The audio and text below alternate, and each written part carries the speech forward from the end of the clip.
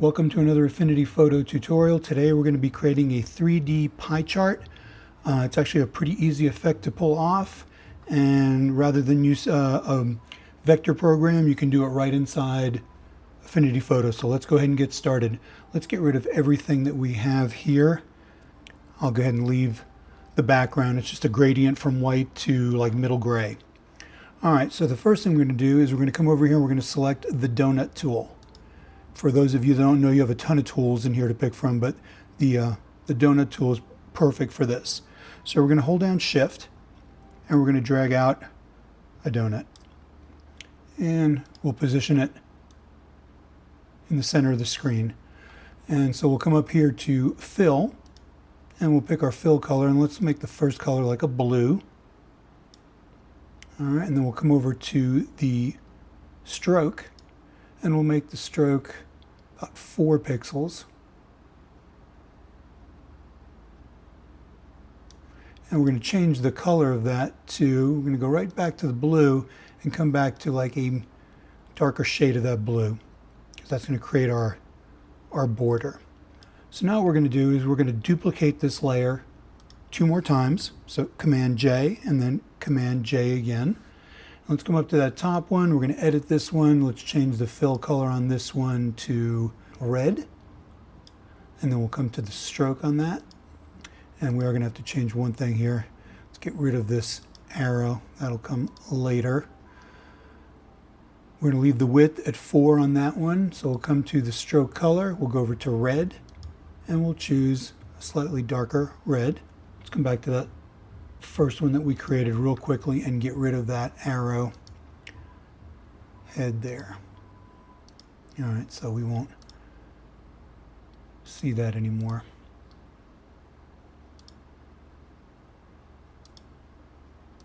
So we've got a red one, we've got a blue one on the bottom. Let's make this middle one, let's hide the top one, let's make the middle one purple. So we'll come over to the purple color. That looks good. We'll come over to the stroke, come back to purple here, and then just come a little darker.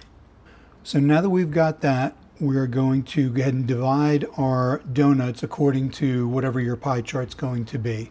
So let's take, start with the top layer. We'll start with the red donut here. We're going to come back to the donut tool, make it hot, and you'll see that you have a way to increase and decrease the radius of the inside hole as well as the segmentation here. So we're going to take this, and starting from there, we're going to drag it around till we get about, let's call it a third. Then let's come down to the purple one, and then starting again from this initial spot here, we are going to drag this out, and let's go like about a quarter with that. But what we need to do is create some separation between the red and the purple. So again, we'll grab the end and bring it here and create some space there. And then finally, we're going to grab the blue donut and fill out the rest of our pie chart here. So we're going to come all the way around to almost there, and then grab the tail end of it, bring it around to where it's just outside the purple, and that's looking really good. So let's go ahead and group these layers. And so now we can resize this group as a whole. So if we grab from the control point at the bottom of the bounding box, let's go ahead and pull that up, and we're going to create kind of a skewed thing like that. We need to affect all of these separately, so now we can open that group up, starting with the blue section.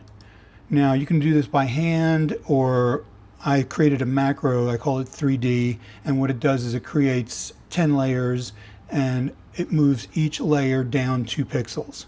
So I'm just going to go ahead and hit my macro and hit 3D, and so we've done that.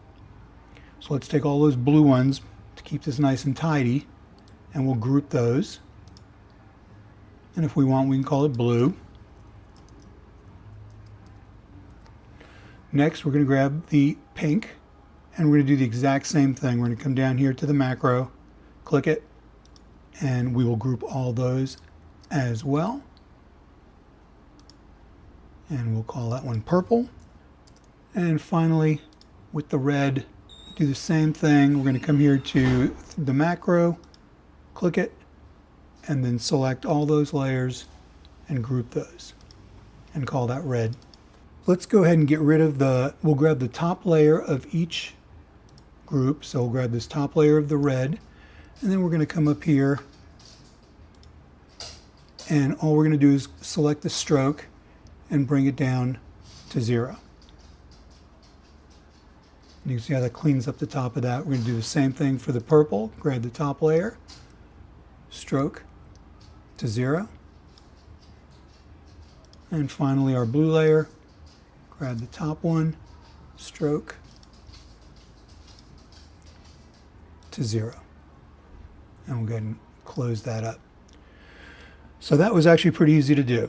Now all we really need to do is create a drop shadow underneath this. So I'm going to come down here to the base layer, and I'm going to grab the donut tool here, and I'm just going to grab a donut and make it about the same size as this. And we're going to fill that with black. Stroke is 0. So now what we can do with that layer can get a Gaussian blur.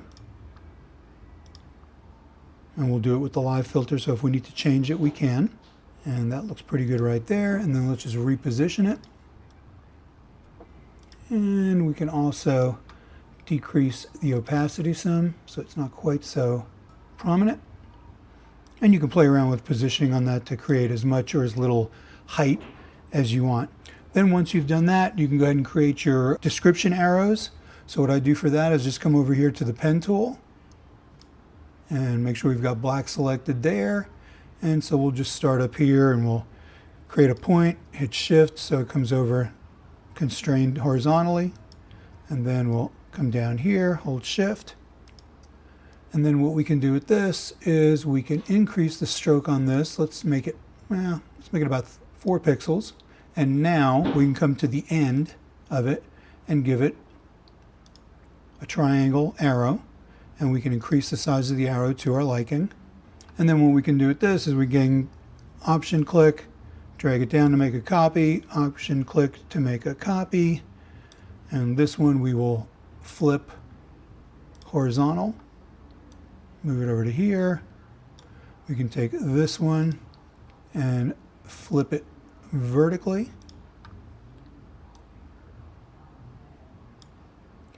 And then all that's left to do is just add in your text.